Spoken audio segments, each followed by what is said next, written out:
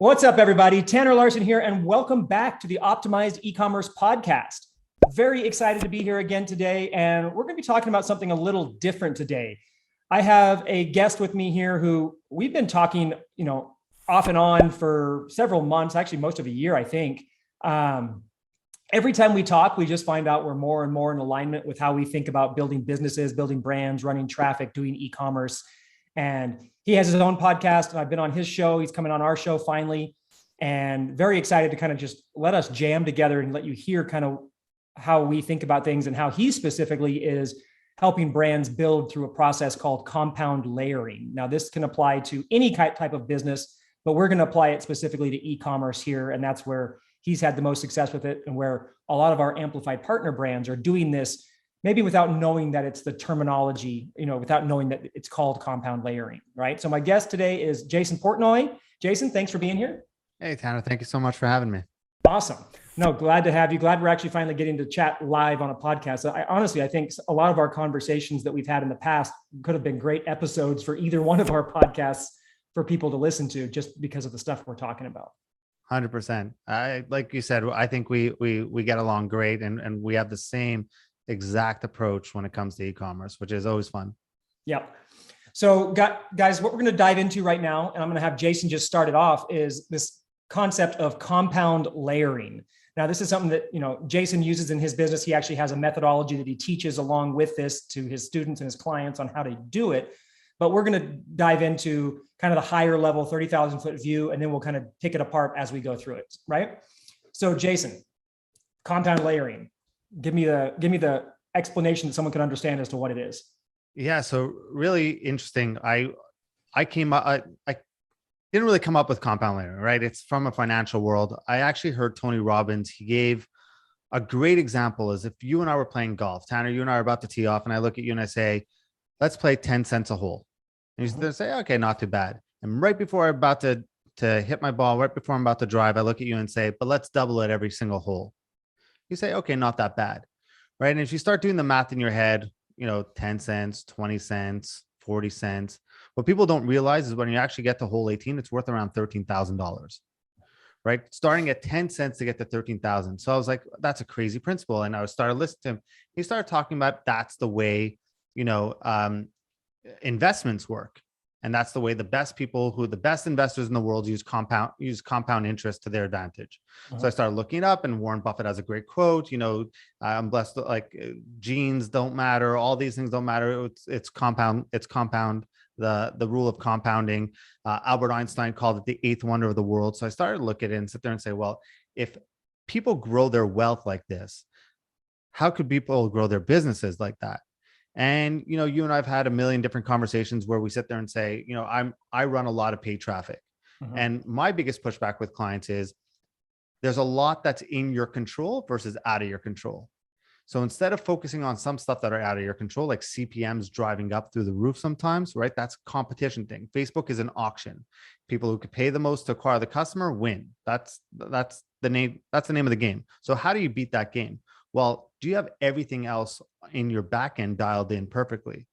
Can you afford to spend the most to acquire a customer? And I started speaking to people who spending 7 figures a month on ads, businesses that were doing 9 figures. And I'm listening to them talk. And the biggest thing that they tell me when everyone talks about ROAS, that's the number one thing everyone talks about. What's my return on ad spend?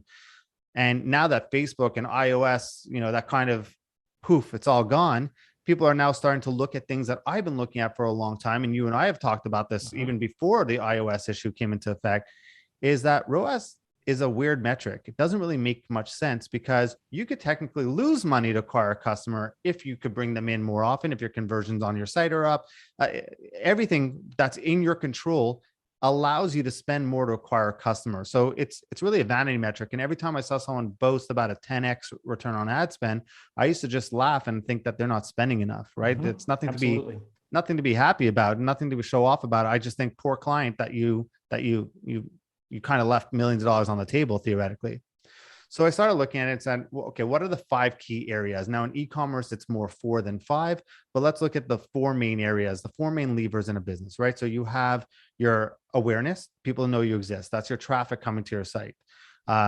however you want to measure that. That could be website visitors, that could be impressions on your ad, but just awareness. Then you have conversion, right? How many people who saw your ad, went to your website, now convert? Your next is your price, which is your average order value. And then the next is the buying frequency, right? Those are the four main areas that make up a truly successful e-commerce business. So now I started looking at, well, if you doubled in my example, in the service-based industry, there's 5, and it's lead gen is the 5th in there. But if you doubled each one of those things, you don't get a 10x growth, you don't get a 2x growth or 5x growth. You actually get a 32 times multiple, right? The multiplying effect is just so large. And then you can even break that down. You don't even need a double. What if you got 10% better in all these areas? Versus instead of calling your agency and sitting there saying, how do we scale more on the Facebook? How do we dial in more on this?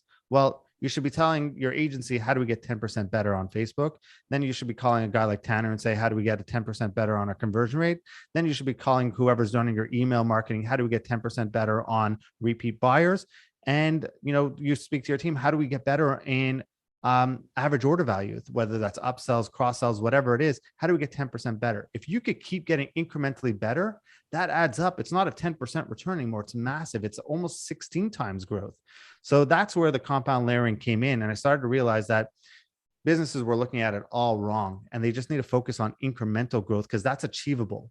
One lump all in on one tactic doesn't work. And no matter what guru is telling you that, no matter what course they're trying to sell you, going all in on one tactic is never the right approach.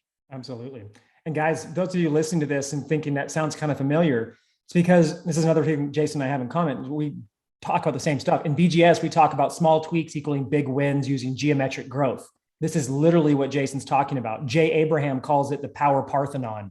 His 3 principles that can give you geometric growth in a business. And it only takes, as Jason said, an incremental increase in those 3 areas, or in 3 or more areas. And then you get a geometric growth out of it. So like in our case, we talk about a lot of times, increasing traffic, getting more sales, and increasing average order value, right? Those things right there, you get an incremental increase in each of those 3 areas, and everything that Jason's talking about happens. You get that, you've got compound layering, but you're also getting the geometric growth out of it. And it doesn't require you to be a rock star in any one area, right? Yeah. And the truth is, everyone talks about traffic being their biggest problem. You can leave traffic and not get incrementally better in traffic. Sit with the traffic that you think is poor that's coming in, and sit with it, and then get incrementally better in every single other area, and watch what happens. And the truth is, the people who usually come to me and say traffic's a problem, they usually don't know their numbers. And that's another big thing that I get from clients. And so the reason why I love compound layering, it actually forces you to learn your numbers. It actually forces you to pay attention, because if you can't fix what you don't measure. I'm a firm believer in that. So a lot of e-commerce clients that come to us, it's crazy. They're doing 7 figures, and you ask them, what's your repeat customer rate? I don't know. What's your lifetime value? I don't know. What are you prepared to spend to acquire a customer? I don't know. You tell me. And anyone listening, I run an agency, and I'm going to be brutally honest here. Anyone who sits there and tells their agency to define their success metrics for them, you're going to lose, and you're going to get burnt. It's not your agency's job to set the success metrics for you. It's your job to come in and tell your agency, this is what I want. This is how I want to grow. And it's the agency's job to have a real conversation with you and set your expectations. And you either buy into what they're saying or you don't. And at the end of the day, you both have to walk away if you're not comfortable. No, that's totally true. So with the way you're applying compound layering, you obviously have done it to your agency and to e-com clients as well. Where do you suggest people start when they're trying to figure out, like, okay, I want to do this. I understand, Tanner talks about it, Jason talks about it, but where should I start looking? Is it low hanging fruit, or you have a different methodology for that? So I think when it comes to e-commerce, the lowest hanging fruit is your already existing customers. I think people don't spend enough time going back to the people who bought from them in the first place. And, I've seen 7-figure brands with bare flows, like bare email flows, rarely emailing their clients unless it's like a sale, and unless it's a sale, and then they'll send to their customers. So using SMS and email to really start re-engaging and building a brand and having communication and having conversations. So not everything has to be a promotion. It could be a value-based email. It could be a cross sell or an upsell. Hey, you bought this. Let's show you something like this. But people don't really think that through. They just think there and say, all right, I'm just going to send them. Here's my email blast. Here's my schedule for the week. But what if you look at what did people come in on, right? What product led to the most repeat customers? Mm-hmm. And that's how you have to kind of focus. So I think the first thing people need to do is they need to map out their numbers. They need to look at it from those 4 areas or 5 areas or 3 areas, however you want to look at it, map that out and sit there and say, okay, well, what am I doing? And where's the bottleneck, right? So I'm driving traffic, right? But people aren't buying. So maybe you have a conversion rate problem. What's your conversion rate on your site, right? What's your repeat buying frequency? What's the lifetime value of a customer over 60 days, 90 days? Because lifetime doesn't really exist, but how many times are they buying from you for the course of a year? Then reverse engineer your numbers. So I would say the most common answer is Facebook ads, just run more ads. And I'd love to say that because I make a business running Facebook ads. But the truth is, if you could come back to me and sit there and say, well, look, I did the math and reverse engineering that I have customers that buy from us 3 times throughout the year. Their average order value is this. So reverse engineering, I'm able to spend this much to acquire a customer. Man, I'm excited to have a conversation with you. That now we could really jam. Now we could really get creative in ways to do things, because now you're not coming to me and sit there and say, Bob told me I need an 8X. So can you get me an 8X return? Because if not, the other agency is promising me 8X. Yep. No, that's great. And, it's funny. You mentioned email and SMS and just, those ones, because nobody does that. And we have like high 8-figure brands, like name brands that everybody would know if I said their name, that have the bare minimum. They're still using like generic automated abandoned cart flows that come with the system provider versus, something custom. And it's ridiculous. But one of the things that we see the most of, and I love that you mentioned that lifetime value doesn't really exist, because it doesn't. You have a lifespan of your customer, but the lifetime value of your customer can only be at the maximum, whatever the life of your average customer is. So someone saying that like my lifetime value over 4 years is $400. Okay, cool. Well, when was the last time they actually purchased? Well, what if it's 180 days? Well, then your lifetime value isn't 4 years. Your lifetime value is in 180 days. They're worth $400, which is actually much better, because then you can figure out how to use it. But people don't look at LTV on that 30, 60, and 90-day window that they should be looking at it. And, we talk to our amplified clients and our ecom insiders all the time about this. This is one of your biggest metrics for moving the needle on the ad side, right?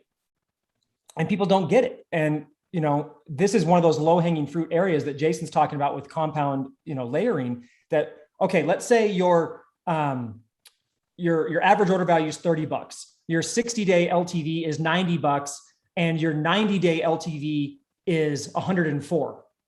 Okay, what a low-hanging, but your repeat purchase rate is 4, right? Is like 4x. Your customer's average purchase is 4 times.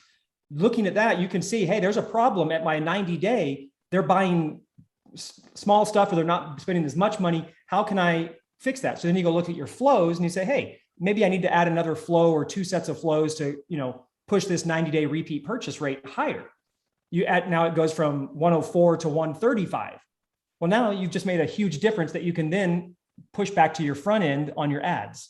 Or I'll make it even simpler, right? So if you want to look at buying frequency, if in the course of a year, do you see they buy from you twice, right? I'm using simple numbers, super right? Simple, and they buy from you twice in the course of a year. Their average transaction is $100, right? So when you sit there and say, all right, I need to acquire a customer for $50 because I need a 2X return. Well, that they bought from you twice. So now let's do the math. You don't really need a $50. You could actually pay $100 to acquire a customer, because you already own them for free. And if you use email, you could get them back for free instead of repaying to reacquire the same customers, which a ton of agencies do and a ton of businesses do, spend way too much on remarketing when they already own the customers.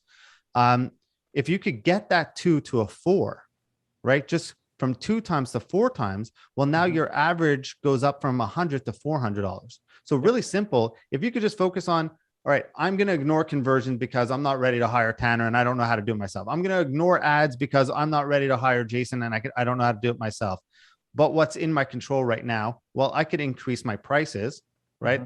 That's one thing. I could get my order value bump up, which is super simple. Like always switching your free shipping threshold. Yep. Right. That's one of the easiest ways to do it, is just keep switching that, or raise your prices. But let's say you want to ignore that part, right? Just get them to buy 2 more times throughout the year. And now that 100 is actually $400. So you could actually pay $200 to acquire a $100 customer. That's now a loss, but you know that over the course of a year, they're going to buy from you 4 times, which is 400. Now you got your 2x that you were looking for. Now it's way easier to scale at a loss than it is at a 5x return. But that's the difference between brands that are like really scaling on Facebook. And I'm talking about really scaling is they know their numbers so well that they don't care what their ROAS looks like. They don't even look at ROAS. They know their numbers so well. They obviously they care what it's costing them to acquire a customer, but they know their numbers. They know they're going to hit 3 other pages with cross sells and upsells, and the average person does this, this, and this. That's what I'm trying for people to get. That's what I really want to drill home is that, yes, you have to make these incremental changes, but the first thing you need to do is really know your numbers and map that out, because that dictates everything. Once you can see that on paper, it becomes like night and day. You're like, oh man, I wish I didn't fire that agency for getting me a 3x return and yelling at them all day because, it should have been higher. I should have asked them, how do we scale at a 2x and generate better results on my back end? Yeah. And honestly, guys, if you're listening to this, everything that he's saying, it's all coming down to your numbers. And basically, and he said it, you got to know your numbers, but it's not just your traffic numbers. We get people telling us this all the time. They come to us and they're like, we say, okay, well, let's talk about your metrics. What are your metrics? And they give us all their traffic numbers. They give us their CPMs. They give us their cost of acquisition. They give us all these traffic costs. And I'm like, those aren't your numbers.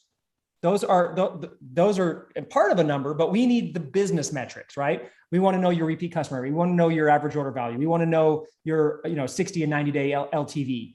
And that's the thing. If you don't know that, like everything Jason has just said, and I was babbling about as well, is true. If you could find one area that you could take a thing from this podcast that you could figure out right now, go figure out what your 30, 60, and 90 day LTVs are and use that as a guide for how your business is doing and where you can find some lifts.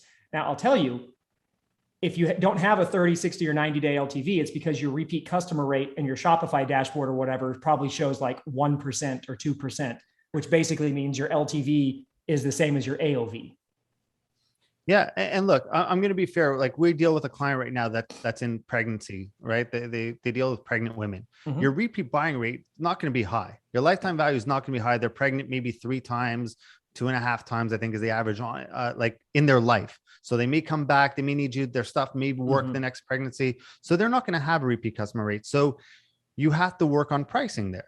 So your price has to get better, or you have to have complementary products for maybe you go into postpartum, right? Like, or after they give birth, you have something that you now could sell them something different. If you're going to be, it's funny. One of the first things that I got when I got into running ads, one of my first people that I spoke to, they sold iPhone cases and $14 iPhone cases. And they said, how do we grow? And I'm like, I don't know if I could help you. And they're like, what do you mean? I'm like, I think you could on Amazon build $1 million business, maybe even on Shopify build $1 million. But like, how many times are people buying iPhone cases? Right? The same model. Exactly. So, I mean, you're constantly changing your inventory, right? To match the latest one out there. Now you have to get rid of all your inventory. It's just a bad business model to me, right? For me to want to get involved in and really get passionate about it and want to help grow, it didn't make sense. But from the pregnancy side of things, it did make sense because their prices are high enough that they could afford to acquire the customer, right? And not be like really pinching or counting money. Like they knew their numbers and were able to scale. And the fact that they also wanted to go into and extend the line past pregnancy. So I think that's another way to look at it. Repeat customer rate is super, super important. But if you're in an area that doesn't have it, you don't have to throw it all out the window and be like, oh, I'm stuck. I'll never build a business. You just have to look at it. Well, how do you form some sort of partnership where you can get money on the back end? Because if you're just a one-stop, they're coming to you and they're never going to need you again, you're going to have a really tough time scaling. Yeah. And that's super true. We actually have someone in the pregnancy niche as one of our AMP clients as well. And, their thing is really, they can reuse it for the next baby. So they really have no repeat. And that was one of the biggest things we had to work with them on, was expanding their product line into other things. And then what we actually wound up doing is we have another AMP partner that is in the wedding niche. And they've actually found some synergy back and forth with like newlyweds and then having the baby and then back and forth. And, but the wedding company has the same problem, right? How many times, I mean, I guess people get married a lot more now, but like typically you hope it's only once, right? So you spend all this money on the wedding, but then it's like, what happens after that? Well, now this wedding company has been able to expand into baby showers through this little joint partnership. They've been able to do other products. And then they've also worked out some different affiliate relationships where they basically sell a customer to another company that can then monetize them again off the back end. So, you guys got to get creative in these ways, especially when you have a business that doesn't have, like, what about mattresses? Like if you're selling mattresses or furniture, we have clients that sell furniture. Repeat business is really tough when you only sell dining room furniture. So right? at that point it becomes a quantity game, right? How much can you sell without, constantly going on sale, going on sale, because that eats away at your margins. Your margins have to be you have to be a lot more strict especially when it comes to paying to acquire a customer. You have to be a bit more strict when they're not buying from you. So knowing that, okay, cool. That's the beauty of compound learning. You go to the other factors and be like, okay, well, how do we increase this a little bit? It's the same way I look at a business, right? If you're going to look at it, you have your MER, which is the percentage of revenue that goes towards ad spend. You have whatever your costs are to deliver and cost of goods sold. Then you have your profit, and then you have like your entire operating system, like all your employees, all the labor, everything involved in there. So if you're going to spend 60% of your budget or 60% of your revenue on OpEx costs, well, then you need to figure out, well, how do I map this out? And that's the beauty of what we're just talking about. We're throwing a lot of numbers and it may get confusing, but if you put it on paper, it allows you to sit there and say, well, maybe I don't need a 25% net profit. Maybe I need a 10% net profit and I'm super happy. In which case I'll take that 15% and put it towards customer acquisition. Or maybe it's to hire that other person. It's any decision you want to make can really be laid out when you know the numbers of your business and you can put it out there and then sit there and say, well, how do I get incrementally better? How do I shift some numbers around and move things? Because sometimes the best way, I'm sure you get this a lot too, is a client sits there and says, well, we're doing $1 million a month. We want to do $2 million a month. And I sit there and say, how about what's your margins? And they tell me the margins. I'm like, well, what if you still did $1 million a month, but you were more profitable? Right. And they sit there and say, well, I guess that would work too. I'm like, yeah, it would equal the same as you doing 2 million. Revenue is a vanity metric in my mind. Yes. Revenue really doesn't mean much. I could pay $25 million to get $10 million in sales. That's a giant loss, but I have a $10 million business, right? Like that's a $10 million revenue business. It's a vanity metric. And the same way ROAS is a vanity metric. Like there's so much noise out there. And I'm so happy there's guys like you, Tanner, out there that's actually like constantly going and battling through and chipping through the noise of what you're really supposed to look at and what the real flex is on what you're supposed to be showing, because those aren't the numbers if you're going to grow a profitable business. And if you're looking at businesses that are doing 9 figures in revenue, which you have a lot of clients that are doing that, they're not looking at those same numbers as a company that's doing $15,000 a month in sales. Nope, not at all. It becomes a completely different. It's honestly at that point, it becomes a money in versus money out game with other metrics, but they're not looking at ROAS or any of that stuff. They're looking at, okay, how much do we spend on advertising? How much do we make in sales? And then they're looking at how that backs out through their other, their other metrics. But it's for sure not about ROAS or, just top line revenue, because that doesn't mean shit. And that's why what we talk about is revenue optimization versus, other things, because what we care about in revenue optimization is how much money comes out the other end that you actually get to put in your pocket. And there's a lot of ways that, again, top line revenue means nothing. So we got to optimize that revenue so that it actually does mean something. The number one question I get is, what reporting should I look at, right? Facebook reporting is down. Shopify reporting is not good. I'm like, the money in your bank account. How's that? You want the North Star of metrics to look at is how much money you're bringing home. Well, I'm not bringing any money home. Then you have a problem in your business. You have a problem. And a lot of the time, the problem a lot of these problems is just in the way you are operating your business. And the simple fact is that most of us, myself included, had no formal business training or experience when I got into the business world. I had to learn all this stuff later. And, most companies are bloated. They're top heavy. They're wasting money all over the place, that if they just tightened up their waist and, ran a little bit leaner operation, would be in profit. So there's some simple areas there. And that falls under Jason's compound layering type thing. Is it doesn't always have to be a way to increase something. It could be a way to decrease something. If do you have too many employees? Do you have too much staff in your warehouse? Are you carrying too much inventory based on your forecasting? Are you, do you overpay for, services that don't actually back out into money? A lot of people have all these, whether they're apps or third-party services or even agencies, that they don't actually know how to track whether what that company does, where does it equate to in their revenue or their sales or their profit or anything like that. I love that you're saying that, because I think it's true. And in today's day and age, where you have tons of services out there that could do content creation for you, that could do a lot of different things. You have the VA world now, where you could and you have the world of automation and systems that you could implement in your business that could really, I'm talking about, save hundreds of thousands of dollars a year for a company on their operating expenses if they looked at it that way, versus, and also just amalgamating roles. Like, oh, you're a graphic designer. Do you know how to use Shopify? Yes, I do. Cool. You're now our web developer. You're now our Shopify person and our graphic designer, right? Because how often are you updating your site? Realistically, if you're a smaller brand, you're not updating it that often, right?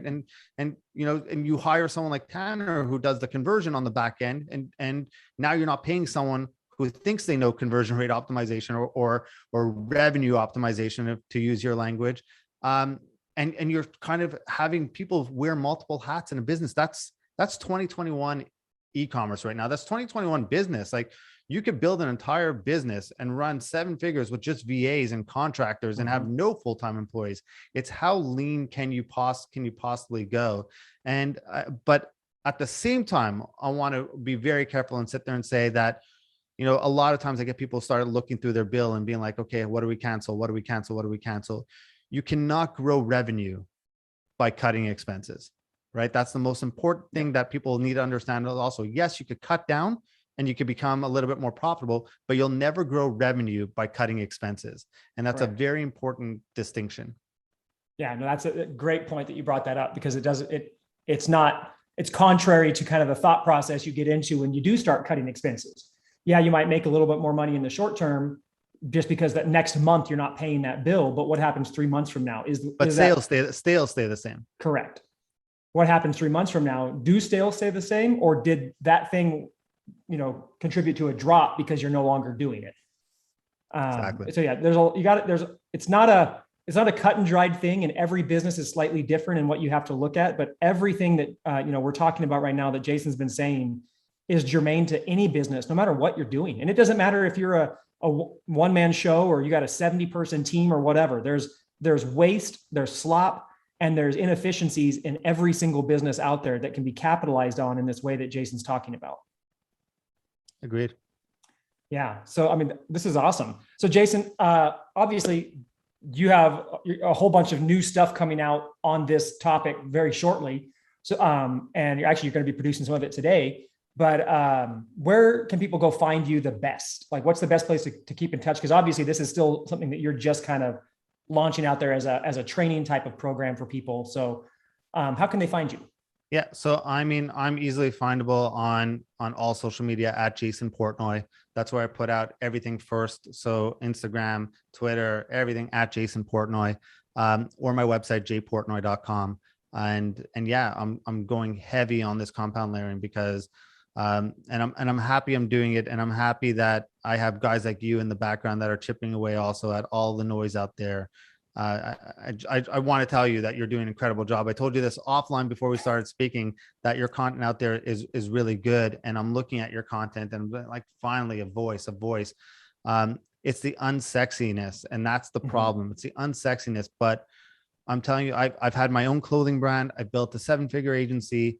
None of it came from the sexy, and I've done all the sexy, right? I've had podcasts, I've had PR, I've had do all that. I could tell you without a doubt the biggest thing that contributed to my business growth were the unsexy things I did to grow the business versus the podcast, which has been really cool, or PR or mentions, which is also really cool. It actually makes my mom, it actually impresses my mom more than anyone else, which is great. So I do it for that. But yeah, I mean, nothing's contributed more than the unsexy. And that's what I want people to understand is that I've spent $100,000 on courses and trainings and whatnot. And some are good, some are bad. I don't want to put away learning because learning's super, super important, but all your eggs on one basket from someone who's teaching you something that worked 3 months ago when they made the course the first time.